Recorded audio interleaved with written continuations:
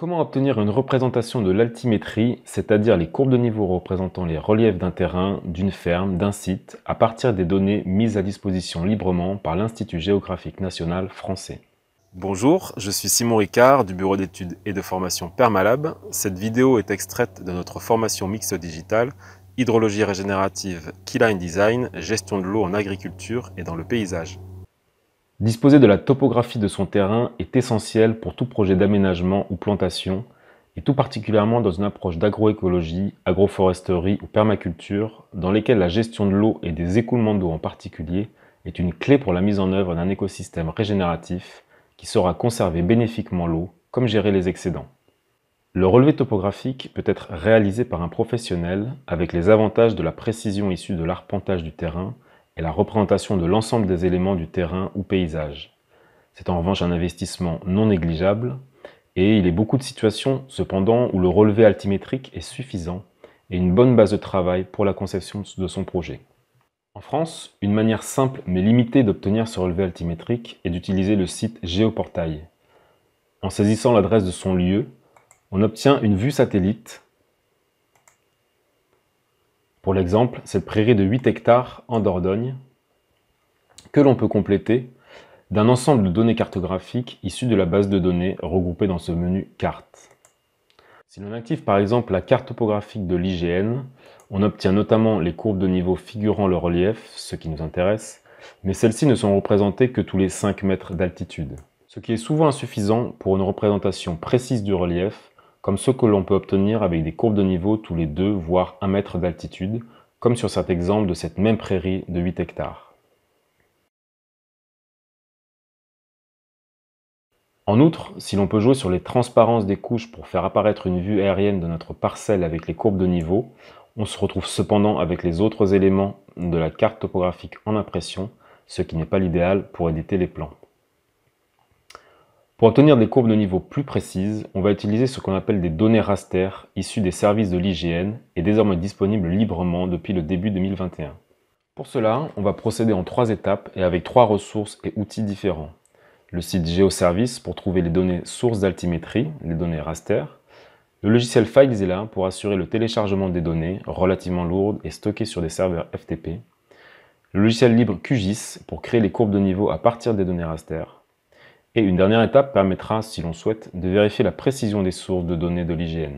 Notez que pour les pays hors France, la démarche d'édition des courbes de niveau à partir de données raster sur le logiciel QGIS sera la même, mais que la disponibilité des sources de données varie selon les services nationaux ou régionaux. Rendons-nous donc sur le site geoservice.ign.fr, puis dans le catalogue, et jusqu'à la section RGE-ALTI, le modèle numérique de terrain, ou MNT, maillé, qui décrit le relief du territoire français à grande échelle. En effet, le RGE-ALTI décrit la forme et l'altitude normale de la surface du sol, avec pour objectif la constitution d'un MNT au pas de 1 mètre sur la France entière. Cependant, la précision du MNT varie selon les zones, ce que nous verrons en fin de ce tutoriel. Enfin, notez que le RGE-ALTI est mis à jour à partir des levées obtenues par LIDAR aéroporté ou par corrélation d'images aériennes, ce qui fait que la précision des données évolue dans le temps au fil des acquisitions. Les données raster issues du RGE sont regroupées dans des dalles d'1 km sur 1 km et forment ainsi une mosaïque sur tout le territoire français. Les dalles sont téléchargeables par département, mais au préalable, nous irons chercher dans la section Documentation le tableau d'assemblage qui représente toutes les dalles disponibles sur le territoire et sur lesquelles nous identifierons celles qui concernent le site dont on veut les courbes de niveau. On télécharge simplement, puis retour à la section de téléchargement RGE-ALTI 1 mètre et la liste des liens de téléchargement par département issus d'un serveur FTP. C'est là que nous allons utiliser le logiciel FileZilla. Notez que cet outil est facultatif, que des équivalents peuvent être utilisés, mais que le téléchargement simple, par clic sur le lien, est impossible. Pour télécharger FileZilla, on se rend sur le site filezilla-project.org et on télécharge simplement la version la plus simple du logiciel. Lorsqu'on ouvre FileZilla, on se retrouve à gauche avec l'arborescence de son propre ordinateur et à droite avec la future arborescence du serveur FTP auquel on va se connecter. On retourne d'abord sur le site GeoService pour copier le lien de n'importe quel des départements, puisque ce qui va nous intéresser, c'est d'introduire le lien copier l'adresse ici, dans cette partie, puis de lancer une connexion. Lors du premier usage, vous tomberez certainement sur cette fenêtre, par défaut, marquée de ne pas sauvegarder les mots de passe. Une fois connecté, on se retrouve avec la liste des dossiers à télécharger, et la liste pour chaque département. Et celui qui va nous intéresser là, c'est la Dordogne, le numéro 24. Vous remarquerez que certains départements n'ont qu'un seul dossier, d'autres ont 2 dossiers. Pour les départements qui ont 2 dossiers, il est essentiel de télécharger les 2 dossiers.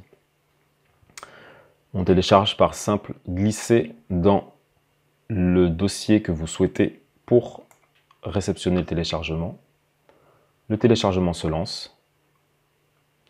Et de la même manière pour le deuxième dossier. Le temps peut être un peu long en fonction de la qualité de votre connexion. Une fois le téléchargement terminé, je vous conseille de rassembler les dossiers compressés de l'assemblage et de votre département dans un même dossier, puis de décompresser les dossiers avec le programme de votre choix dans ce même dossier. Notez que pour la Dordogne, il y a donc 2 dossiers compressés, mais que l'on ne décompresse que le principal sans toucher au 002. Avant de décompresser, notez que les dossiers sont extrêmement lourds, entre 50 et 100 Go. Prévoyez donc de l'espace sur votre ordinateur ou sur un disque dur externe, même si par la suite, vous pourrez supprimer la majorité des données. Une fois que l'on dispose des données téléchargées, nous allons les exploiter avec le logiciel QGIS. Pour cela, rendons-nous sur le site qgis.org dans sa version française. QGIS est ce qu'on appelle un système d'information géographique. Il est libre et open source. Quelques éléments dans le menu découvrir. Il est compatible avec l'ensemble des plateformes qu'on peut voir et il intègre de nombreux formats dont les fameuses données raster. Son développement depuis près de 20 ans repose sur une très dynamique communauté internationale basée sur le bénévolat mais produisant un outil extrêmement complet et professionnel. Il permet entre autres la création de cartes, plans et représentations spatiales pour un ensemble d'usages et de professions très diversifiés. Pour le téléchargement, retour sur la page d'accueil. Et nous vous conseillons de télécharger la version long terme, la plus stable. Lancez le téléchargement par un simple clic. Notez que le fichier d'enregistrement est relativement lourd. Ensuite, si vous le souhaitez, vous pouvez faire un don à QGIS afin d'en soutenir le développement. Une fois installé, vous lancerez QGIS à partir du raccourci QGIS Desktop 3.16.10. Notez que les numérotations évoluent en fonction des différentes sorties des versions de QGIS. Celle-ci date de septembre 2021. Cette fenêtre s'ouvre et vous lancez un nouveau projet vide. L'interface de QGIS se présente avec un panneau de sources de données cartographiques diverses, un panneau avec les différentes couches que nous allons ajouter dans notre projet et un panneau d'affichage du projet vide pour l'instant. En haut, un ensemble de commandes et outils dont un tout petit nombre nous seront finalement utiles.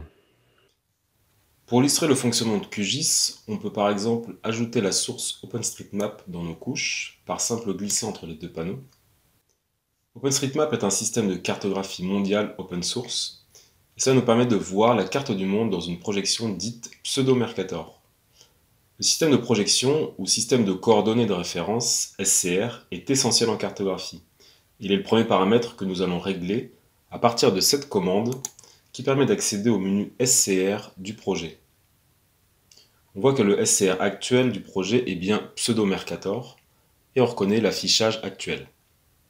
Or, les données raster issues de l'IGN sont dans un système de projection dit Lambert 93 ou LAMB 93. On va donc aller chercher ce système en tapant son code 2154 et en sélectionnant ce nouveau système de coordonnées de référence dont on voit la nouvelle projection à partir de la France. On fait appliquer, puis OK. On voit tout de suite l'effet de l'actualisation du SCR sur la vue et la projection. On va chercher à zoomer sur la France, mais un conseil, l'actualisation des vues prend parfois de la ressource de l'ordinateur. Ce que je vous conseille, c'est décocher cette case rendue, de zoomer. Donc on voit que la netteté ne s'actualise pas immédiatement. Donc de zoomer sur la zone que vous souhaitez, et ensuite, en cochant la case rendue, de réactualiser la vue. Ce qui nous intéresse, c'est d'avoir les vues aériennes. Or, OpenStreetMap ne propose pas les vues aériennes, donc on va aller chercher les données de Google Earth en faisant ici une nouvelle connexion et en rentrant donc un nouveau nom et surtout une nouvelle URL de connexion qui va aller chercher les données de Google Earth. Ces données, ce sont des liens d'accès vers les différentes ressources, donc l'ensemble des liens seront disponibles en commentaire de cette vidéo. Il y a plusieurs services qui sont disponibles. Celui qui nous intéresse, là, c'est Google Satellite. Donc on va simplement copier le lien et venir l'entrer dans l'adresse de l'URL. On le renomme en Google Satellite et on entre la nouvelle couche Google Satellite que de la même manière on fait glisser dans la liste des couches. Notez que immédiatement la couche Google Satellite se superpose à la couche OpenStreetMap. On voit ici que la couche qui est en dessus apparaît, celle qui est tout en haut de la colonne, et inversement. Et ce sera valable pour toutes les couches ensuite. Notez aussi que pour faire apparaître ou disparaître une couche, il suffit de cocher ou décocher. À partir de là, pour l'instant, on peut décocher OpenStreetMap et garder Google Satellite. Rappelez-vous, on a téléchargé un tableau d'assemblage, une mosaïque de l'ensemble des dalles d'1 km² qui recouvre toute la France, chaque dalle contenant les données raster qui nous intéressent. On va donc aller chercher ce tableau d'assemblage et l'ajouter ici dans notre liste de couches. On retourne dans notre dossier de ressources téléchargées et décompressées et on rentre dans le dossier Graph Mosaïque RGALTI. Dans ce dossier, la couche qui nous intéresse est celle de la France métropolitaine. Notez qu'il y a la même chose pour les différents départements des territoires d'outre-mer. Donc la couche qui nous intéresse, c'est la .shp, .shape en anglais, forme. Et de la même manière, on fait un simple glisser de cette couche dans QGIS. Une fois la couche chargée, on peut zoomer sur la zone qui nous intéresse, mais vous voyez qu'à chaque zoom, la couche met du temps à se réactualiser au niveau de l'affichage, d'où l'intérêt d'utiliser la case rendue à décocher ou cocher, zoomer sur la zone qui nous intéresse et activer à nouveau le rendu. On voit l'ensemble des petits carrés d'1 km². Ceci dit, on ne voit que cette couche et on ne voit pas à travers pour pouvoir distinguer la vue aérienne. Pour changer cela, un clic droit sur la couche, accès aux propriétés, et on accède à différentes propriétés de la couche. On se rend dans l'onglet symbologie qui par défaut apparaît en général, et on va régler ce paramètre de l'opacité à une trentaine de % environ. Appliquer OK. Et le temps de chargement, on se rend compte qu'on voit désormais à travers la couche du tableau d'assemblage les vues aériennes. Ce qui nous intéresse maintenant, c'est d'aller chercher l'adresse exacte de notre terrain, de notre ferme, de notre site. Pour cela, on va aller dans Extensions, Installer, gérer les extensions, et ajouter une extension à QGIS qui va nous permettre d'identifier une adresse à partir d'une saisie. Donc dans toutes les extensions recherchées, on tape French Locator Filter, on clique dessus et on installe le plugin. Le plugin est installé, on fait fermer. Ce plugin va nous permettre d'utiliser cette barre de recherche pour pouvoir taper une adresse.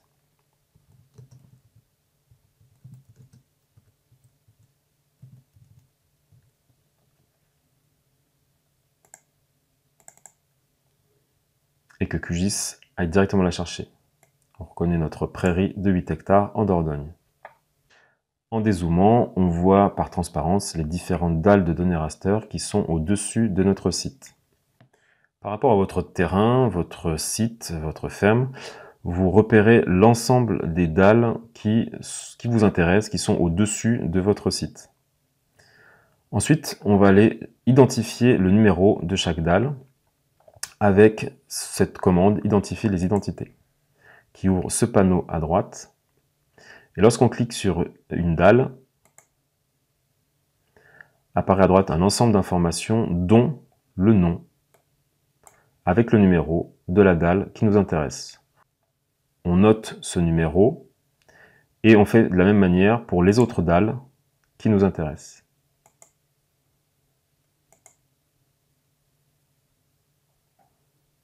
On retourne alors sur notre dossier de données décompressées et on va aller chercher les dalles que l'on a identifiées. On va dans 1, données de livraison. Dans ce deuxième dossier MNT, modèle numérique de terrain, et on se retrouve avec une liste colossale de dalles d'1 km² sur tout le département de la Dordogne. On a bien noté les numéros des différentes dalles qu'il faut maintenant retrouver dans toute la liste. Une fois qu'on a trouvé notre dalle, on fait de la même manière un simple glisser dans les couches de QGIS. Et on fait de la même manière pour toutes les autres dalles qui nous intéressent. Une fois chargé toutes les dalles qui nous intéressent dans QGIS, on se retrouve avec une vue de la sorte. On peut donc fermer le panneau d'information. On peut de la même manière, dans les couches, désactiver la vue du tableau d'assemblage. Et on se retrouve donc avec l'ensemble des couches qu'on peut fermer pour un peu plus de visibilité. La première chose à faire, c'est de cliquer sur ce point d'interrogation indiquant que la couche n'a pas de système de coordonnées défini et de le définir identique au projet 2154 Lambert 93. Le point d'interrogation disparaît et on fait de la même chose pour l'ensemble des couches chargées. Une fois les systèmes de coordonnées de référence pour chaque couche définis, on se retrouve avec cette vue. Évidemment, les couches sont en superposition de Google Satellite parce qu'elles sont au-dessus dans la liste. On peut décocher et recocher et se rendre compte de notre terrain en dessous. Ce qui nous intéresse maintenant, c'est de regrouper l'ensemble de ces dalles en une seule couche, de façon à pouvoir la traiter et extraire les différentes courbes de niveau à partir des données représentées sur chaque dalle, qui sont pour l'instant des points, un point par mètre carré avec l'altitude à chaque mètre carré. Avant de continuer, je vous recommande évidemment d'enregistrer le projet pour éviter une perte de données s'il y a un bug qui arrive parfois avec QGIS. Ce que je vous recommande, c'est d'enregistrer le fichier QGIS dans un dossier bien spécifique parce que QGIS, au fur et à mesure, va créer différents fichiers qu'il va ajouter dans le même dossier. Et une fois que le fichier est créé, lorsque vous réouvrirez le fichier, il sera important que tous les autres fichiers qui ont été créés par QGIS soient dans le même dossier. Sinon, il y a un risque que QGIS ne s'exécute pas correctement. Pour regrouper les couches et ensuite les traiter, on va utiliser le menu raster. Le menu raster doit apparaître avec l'ensemble de ses fonctionnalités. S'il apparaît incomplet, sans l'ensemble de ses fonctionnalités, on va aller d'abord vérifier dans le menu extensions, installer, gérer les extensions, dans les plugins installés, en s'assurant que la barre de recherche est vide, on vérifie que le module processing est bien coché. Dans le menu raster, on va aller dans divers, fusion, puis on va aller sélectionner les différentes dalles que l'on veut fusionner.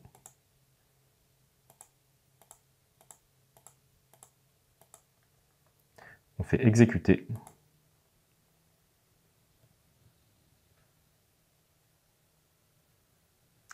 Puis fermer une fois que le processus est terminé. On voit que ça nous a créé une nouvelle couche, dite fusionnée, et que si l'on éteint les autres couches de données raster, on se retrouve avec une couche unique, fusion des 6 précédentes. De la même manière, on peut s'assurer que notre terrain est toujours bien en dessous, et on peut déjà deviner les reliefs qui vont apparaître maintenant avec les courbes de niveau. Avant de continuer, même opération, on clique sur le point d'interrogation pour définir le système de coordonnées de cette nouvelle couche, et on sélectionne le même 2154 Lambert 93. Le point d'interrogation a disparu. Maintenant, on va donc extraire à partir de cette couche fusionnée les courbes de niveau. Pour cela, on retourne dans le menu raster et extraction courbe de niveau. Dans ce menu, on va régler 2 paramètres, la couche source qui est donc par défaut sélectionnée ou fusionnée, mais on peut aller sélectionner une autre couche du projet, et l'intervalle entre les courbes de niveau qui nous intéressent. Pour l'exemple, on va prendre un intervalle d'1 mètre entre chaque courbe de niveau. Sans autre réglage, on lance l'exécution du processus. Une fois le processus terminé, on peut fermer. Est apparue une nouvelle couche nommée courbe de niveau. Une première chose à faire est, pour cette nouvelle couche, d'aller dans les propriétés et là aussi de régler le système de coordonnées de référence qui, par défaut, n'est pas défini. On le sélectionne sur le SCR du projet 2154 Lambert 93. On applique. Et là, on voit apparaître notre nouvelle couche avec les courbes de niveau. Si l'on désélectionne les données fusionnées, on a notre couche avec les courbes de niveau, chaque 1 mètre d'altitude. On peut régler le niveau de transparence de cette couche pour y voir plus clair sur notre vue aérienne en allant à nouveau dans l'onglet symbologie et en réglant le niveau de l'opacité, par exemple à une trentaine de %. On peut aussi régler la couleur. En l'occurrence, je vous recommande d'utiliser le blanc qui permet d'y voir beaucoup plus clair sur les vues aériennes. Faisant appliquer et OK. Vous voyez en zoomant qu'on se retrouve sur notre prairie de 8 hectares avec cette fois les courbes tous les 1 mètre et non plus tous les 5 mètres comme sur les cartes topographiques. On peut voir dans d'autres endroits du terrain les courbes des niveaux qui sont plus serrées, indiquant un relief plus important que sur la prairie. Pour l'exemple, on est parti sur un intervalle de courbes de niveau tous les 1 mètre, mais dans certains cas de figure, il est plus intéressant pour des questions de lisibilité de choisir un autre écartement, par exemple 2 mètres, 3 mètres, aux besoins par rapport à votre projet et aux besoins de visibilité. Notez que l'échelle de la vue du projet se règle ici et qu'actuellement on est à 1 pour 5000. On peut par exemple régler en tapant une autre valeur 1 pour 1000. Évidemment on zoome. 1 pour 1000 signifie que 1 mètre de représentation à l'écran ou sur votre plan égale à 1000 mètres dans la réalité, ou bien que 1 cm de représentation à l'écran égale à 10 mètres dans la réalité, et ainsi de suite pour les autres échelles. Notez l'effet parfois un peu chaotique ou pixelisé des courbes de niveau qui apparaissent. C'est dû au calcul à partir des données raster. Il y a des options possibles dans QGIS pour adoucir et rendre plus lisible l'ensemble de ces courbes. On verra dans un autre tutoriel. Ça n'enlève en rien la qualité des données et la possibilité de pouvoir travailler à partir de ces données et de cette représentation. Ce qui va nous intéresser maintenant, c'est de pouvoir enregistrer cette vue en format image, soit JPEG, soit PDF, à partir de cette vue sur QGIS. Notez un dernier réglage possible qui peut être l'épaisseur des traits selon ce que vous voulez faire apparaître. Pour l'exemple, on va revenir dans un trait d'origine. Et on va donc imprimer cette vue. Avant d'enregistrer, notez une dernière option qui est la possibilité de faire tourner légèrement la vue pour faire apparaître le plan comme ce qu'on souhaite. Pour enregistrer donc, on va aller dans Projet, Exporter. Et on a 3 options possibles: exporter au format image, donc JPEG ou d'autres formats d'image, exporter au format PDF ou exporter en format DXF, c'est-à-dire utilisable par des logiciels type AutoCAD ou équivalent. On commence donc par le format image, avec différentes options possibles. Notez que par défaut, l'image qui sera enregistrée sera l'image que l'on voit dans le cadre de la vue du projet, que l'on peut cependant enregistrer en format image le choix du cadre que l'on souhaite, avec l'option dessiner sur le canevas. On peut régler ici la résolution. Je vous conseille de prendre une résolution un peu plus élevée que 120 dpi. Par défaut, l'échelle utilisée est celle qui est actuellement sur le projet. On peut là aussi la régler. Et ensuite, laisser les autres paramètres tels quels et enregistrer ou faire un copier-coller directement vers un autre document. Pour enregistrer au format PDF, ce sera relativement la même chose. avec quelques options supplémentaires que je vous recommande de laisser telles quelles. Une option intéressante est sur la couche courbe de niveau qu'on a créée. Vous voyez qu'avec ce petit icône qui nous indique que c'est une couche temporaire uniquement et que le contenu sera perdu à la fermeture de QGIS. Si l'on clique dessus, il nous propose de sauvegarder la couche temporaire dans différents formats possibles. Notamment à nouveau le format DXF qui peut être utilisé donc sur AutoCAD ou autre.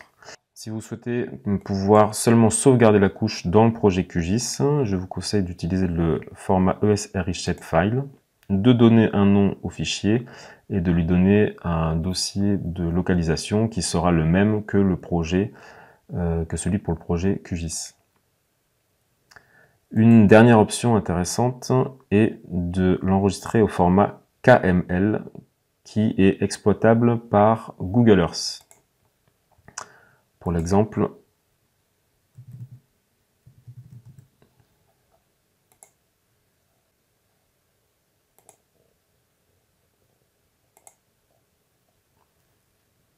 des options d'impression un peu plus avancées sont possibles sur QGIS, notamment avec la possibilité de faire apparaître une barre d'échelle, voire une boussole indiquant le nord, ce qui peut être utile dans pas mal de cas de figure.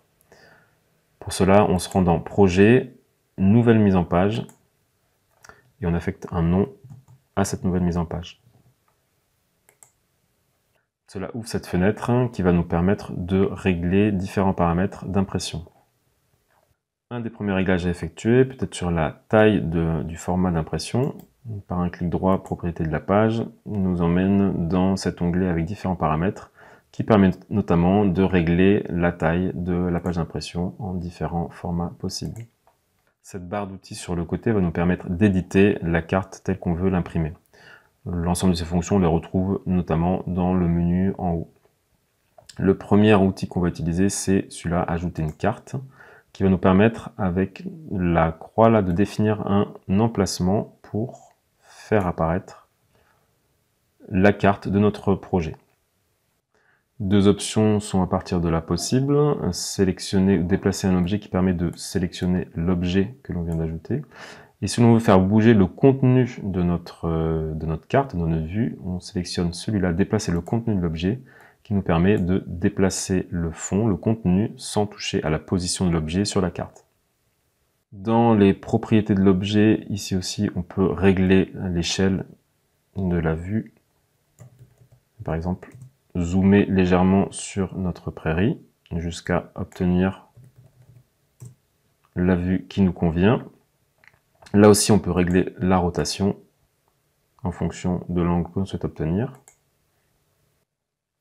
Un élément particulièrement intéressant lorsqu'on utilise Edit et travaille sur un plan, c'est d'avoir une échelle qu'on peut ajouter à partir de ce bouton à l'endroit où on veut sur le plan. Différents réglages sont ensuite possibles, qu'on retrouve dans la partie droite, propriété de l'objet, pour l'élément barre d'échelle. Dans les différents paramètres à régler pour la barre d'échelle, on peut retrouver notamment la couleur de police dans cet onglet affichage. Couleur de police que si l'on modifie en blanc, va nous permettre une bien meilleure visibilité qu'actuellement. On revient en arrière par là. Un des intérêts d'avoir la barre d'échelle, c'est justement si l'on modifie l'échelle de la vue du plan dans les paramètres carte. Donc on met par exemple 2000, l'échelle suit et on a toujours la dimension sur le plan de nos distances. Un dernier élément immédiatement intéressant, c'est d'ajouter une flèche nord qui permet d'indiquer toujours le nord. En l'occurrence, sur cette vue, on n'en a pas vraiment besoin puisqu'on sait que c'est déjà au nord. Mais si d'aventure sur notre carte, on fait tourner notre vue pour avoir un autre aperçu, on a la flèche nord qui nous indique toujours la bonne direction. Enfin, pour exporter notre plan, plusieurs options possibles dans mise en page là aussi, exporter au format image, au format PDF de la même manière que précédemment, et au format SVG qui permet une utilisation dans divers logiciels de traitement de dessin notamment. Voici par exemple l'impression de la vue de ma prairie sortie au format image PNG et que l'on va maintenant pouvoir exploiter pour l'ensemble de ce qu'on veut faire. Quelques éléments complémentaires avant de conclure ce tutoriel sur QGIS. La couche Google Satellite peut être modifiée en termes de clarté, de luminosité, parce qu'on voit que c'est assez sombre là, donc on peut changer ça en allant de la même manière dans Propriétés et dans Symbologie, où on peut faire bouger la luminosité, la saturation par exemple, mettre différents effets pour voir une clarté différente, ce qui peut être plus intéressant pour imprimer son plan ou travailler avec une meilleure visibilité. Donc on fait les essais et on applique les changements tels qu'on les souhaite. Avant de fermer, on pourra aussi enregistrer la couche fusionnée, sinon elle disparaîtra et à la prochaine ouverture, il faudra à nouveau en créer une à partir de la fusion des différentes dalles. Pour cela, un clic droit sur le petit icône là et exporter, enregistrer sous. Et à partir de là, on peut laisser le format géotif comme c'est défini là, nommer le fichier, lui donner un dossier que je vous recommande être le même que le dossier QGIS que vous avez créé au préalable lors de l'enregistrement du projet. Une dernière chose assez pratique lorsqu'on est amené à faire défiler, dézoomer ou rezoomer sur le lieu qu'on souhaite. Parfois, on se perd et il est bien de pouvoir retrouver facilement la couche sur laquelle on était en train de travailler. Pour cela, un clic droit sur l'une des couches et zoom sur la couche nous ramène automatiquement à la couche sur laquelle on est en train de travailler ou qu'on a définie. Par exemple, même si elle n'apparaît pas à l'affichage, un zoom sur la couche nous emmène sur la dalle de données raster. Voilà pour une première approche avec QGIS pour extraire rapidement et simplement les courbes de niveau pour un projet, un terrain, un site, une ferme, tout ce que l'on souhaite. Sachez que QGIS recèle beaucoup plus de disponibilité et d'outils que les quelques-uns qu'on a vus à l'instant. Ça prend beaucoup plus de temps aussi dans la prise en main si on veut aller plus loin, mais il y a beaucoup de ressources disponibles sur Internet pour se former. Mais vous pouvez faire déjà à minima avec les quelques éléments que je vous ai montrés. Souvenez-vous, on a enregistré la couche des courbes de niveau au format KML, donc exploitable par Google Earth. Si on ouvre le fichier KML, ou alors si on a déjà Google Earth ouvert et qu'on fait glisser le fichier tel qu'on le fait sur QGIS, voici ce qui se passe. On se retrouve donc avec la couche qui se superpose parfaitement avec, de la même manière que dans QGIS, avec la vue aérienne sur Google Earth. De la même manière, on peut régler, comme sur QGIS, différents paramètres de cette couche et pour pouvoir l'exploiter plus facilement. On reconnaît là notre prairie de 8 hectares. Dans les propriétés, style couleur, en partageant le style avec l'ensemble des couches qui se trouvent dans le dossier qu'on a choisi, on peut changer la couleur, changer la largeur, l'épaisseur du trait et changer également l'opacité, ce qui est souvent utile pour pouvoir voir mieux en transparence. Donc si on préfère exploiter ces courbes de niveau dans le logiciel Google Earth qui permet d'autres fonctionnalités que QGIS, c'est une excellente manière de récupérer les données et de les transformer sur QGIS et ensuite de les obtenir pour pouvoir les utiliser sur Google Earth. Pour terminer ce tutoriel, retour sur Géoportail pour aller chercher des données sur la précision des relevés altimétriques proposés par Géoservices de l'IGN. Pour cela, dans la barre de recherche, on tape RGE Alti et il nous propose cette couche pour laquelle on reconnaît une mosaïque. Ce sont là des carrés de 5 km sur 5 km. On voit différentes couleurs qui correspondent à différentes zones et de précisions différentes selon le relevé. Un simple clic sur une couleur nous fait apparaître une précision d'une résolution, d'un niveau de résolution à mettre en l'occurrence, d'une origine de la source, corrélation d'images divers, et d'une précision relative, environ 70 cm. À un autre endroit, on aura résolution 10 mètres, corrélation d'image et une précision moindre, autour d'1,20 m, même si elle est inférieure à 1,20 m. Pour avoir les différents niveaux de précision, on peut retrouver à droite dans les sources d'information, sur la couche en question, la légende qui nous indique pour chaque couleur et chaque zone en France différents niveaux de précision selon le type de technologie employée pour relever ou obtenir les données raster. Voilà pour ce tutoriel qui vous aura donné les bases pour obtenir le relevé altimétrique de votre terrain n'importe où en France métropolitaine ou d'outre-mer. Comme c'est d'usage, n'hésitez pas à nous suivre sur les réseaux sociaux ou sur cette chaîne YouTube. N'hésitez pas aussi à laisser vos commentaires ou questions par rapport à ce tutoriel. Et rendez-vous pour la suite de cette formation hydrologie régénérative, Keyline Design, gestion de l'eau en agriculture et dans le paysage.